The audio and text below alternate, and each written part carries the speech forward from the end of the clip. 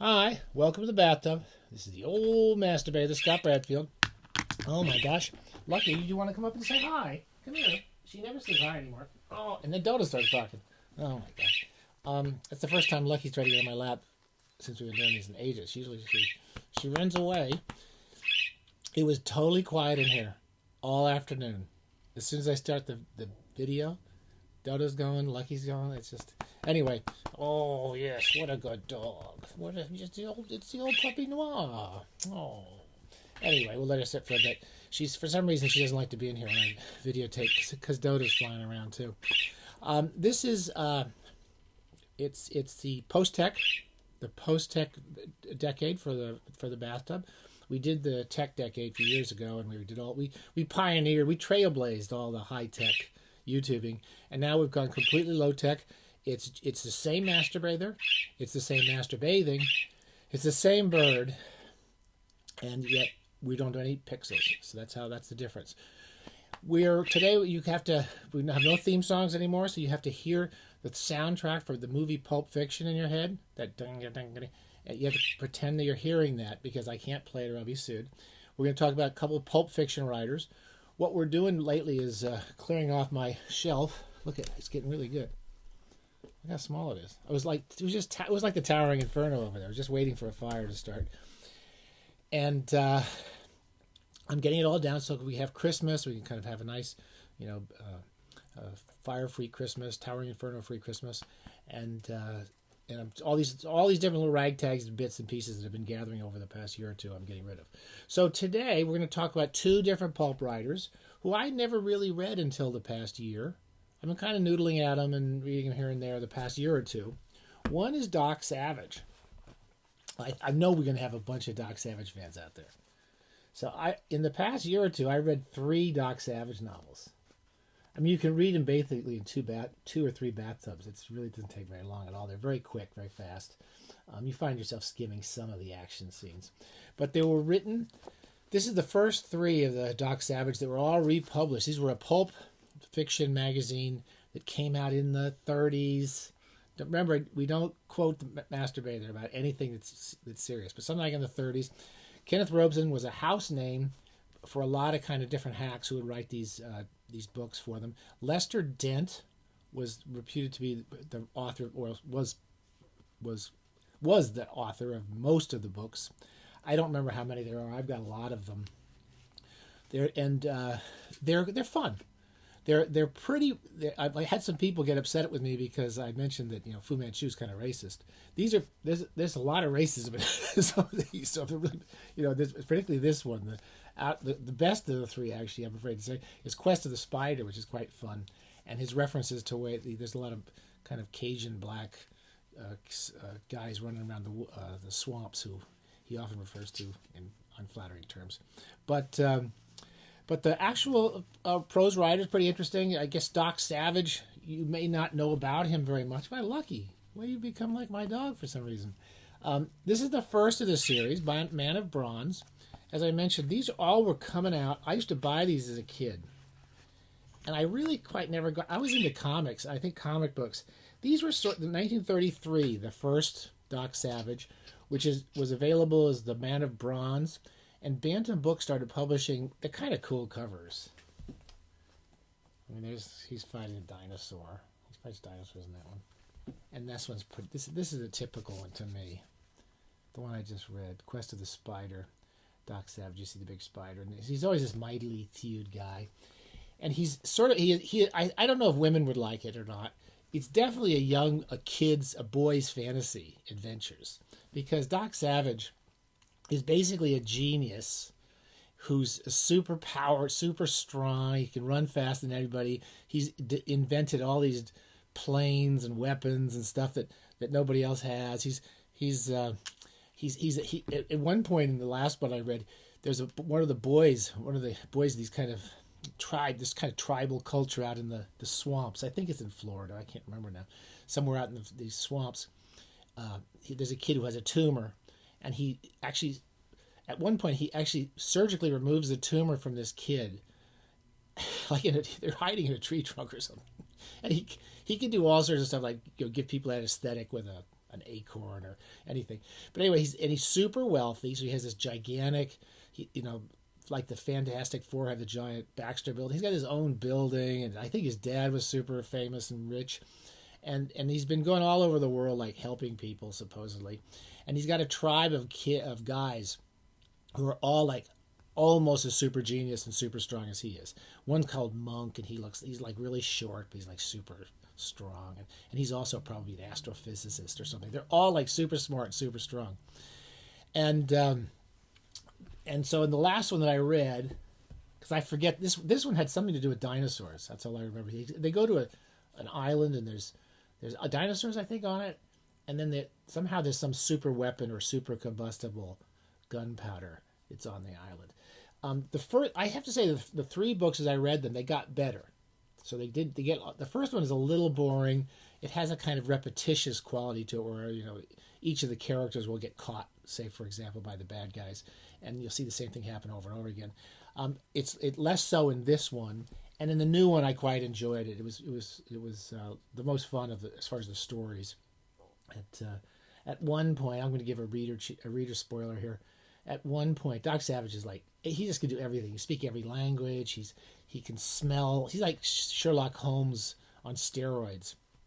At one point, there's some alligators running around the swamp, and Doc Savage managed to trick people into thinking he's eaten by the alligator, because he sticks his arm somehow through his mouth, and everybody thinks he's been eaten by an alligator. And for at least 20, 30 pages, there's this alligator flopping through the camp while his friends are all being captured by the bad guys.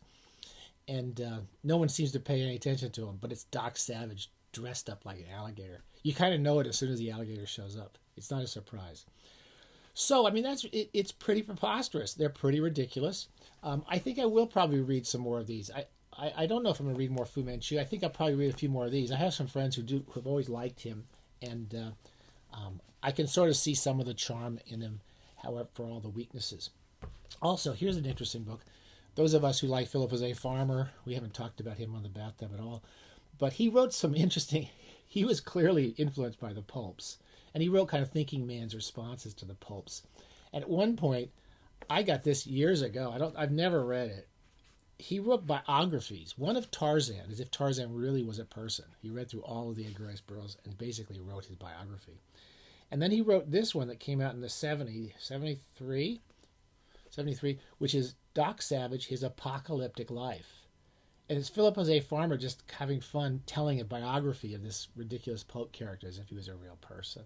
Anyway, I kind of want to, that's one of the reasons I wanted to read some Doc Savage, so I could read that crazy book. Finally, the other writer, this is a kind of a pulp writer I never read, I've always had copies of him in my life, was A. Merritt. I looked up his name.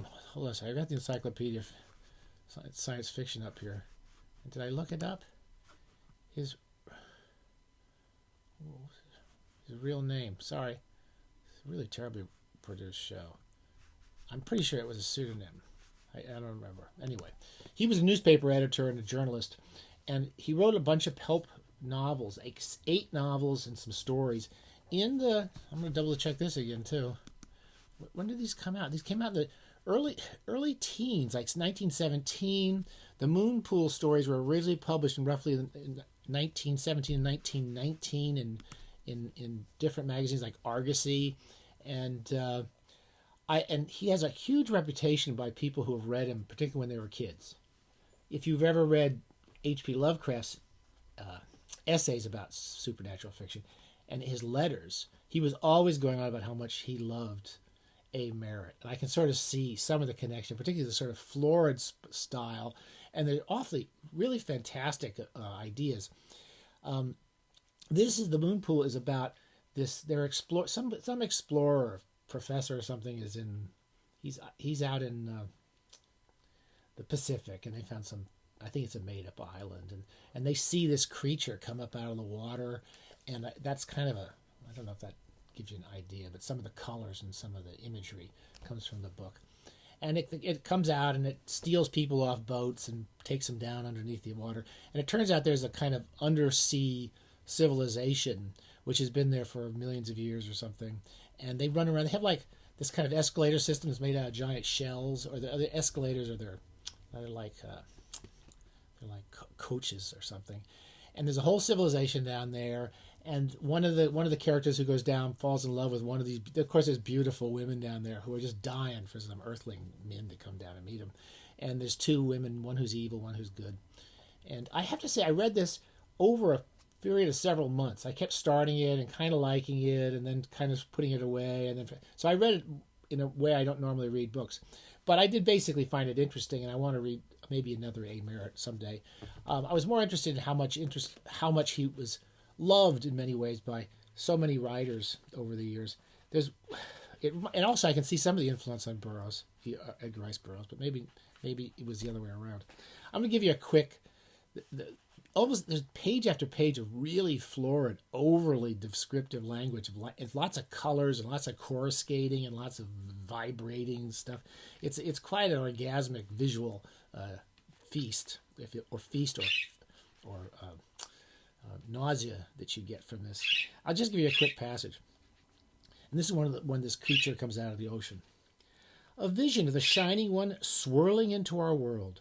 A monstrous, glorious, flaming pillar of incarnate, eternal evil, of peoples passing through its radiant embrace into that hideous, unearthly life and death which I had seen enfold the sacrifices, of armies trembling into dancing atoms of diamond dust beneath the green ray's rhythmic death, of cities rushing out into space upon the wings of that other demoniac force which Olaf had watched at work. I'm going to stop. He'll have sentences that go on like this forever. Another writer who admired him and enjoyed reading him was Lovecraft's epistolary buddy, Clark Ashton Smith. We're big fans of both Clark Ashton Smith and Lovecraft in the bathtub. And they both would write each other letters about about the latest book they'd read of his and how much they liked this guy. So, interesting writer, interesting history of Pulp Fiction if you want to see how the influence on some other writers you like. And you might even like them. Okay? I think that's one last thing, one quick thing. As I've said before, you never quote the master brother. We are an impeachable source. You can impeach us as a source all the time. But in a talk about a year or two ago, we've done lots of talks about Simenon, and in one of them, I mistakenly said that the snow was dirty was a translation of Black Rain. I think I've corrected this since then, but in case I haven't, just to remind everybody, The Snow is Black. The Snow is Dirty was also published as The Stain in the Snow, and I think The Snow is Black. I've had various editions of this book. It's really one of Simenon's best books, and it's the closest to sort of a Dostoevskian kind of nightmarish imprisonment story that you can have and have a psychopathic killer as a central character. Anyway, I haven't read it since in 40 years, but I really enjoyed it. I want to reread it, and we had a guy. It was kind of fun to get to hear from him. I love hearing from all of our bathing buddies, but the translator Howard Curtis stumbled across our impeachable videotapes. And Howard, sorry, but it was really exciting to have met or heard from somebody who was one of Simenon's translators, but we make lots of stupid mistakes on this show. If you don't want to do mistakes, you got to go find somewhere else because it's kind of what we do. Stay safe, happy bathing. Do one more of these fairly quickly.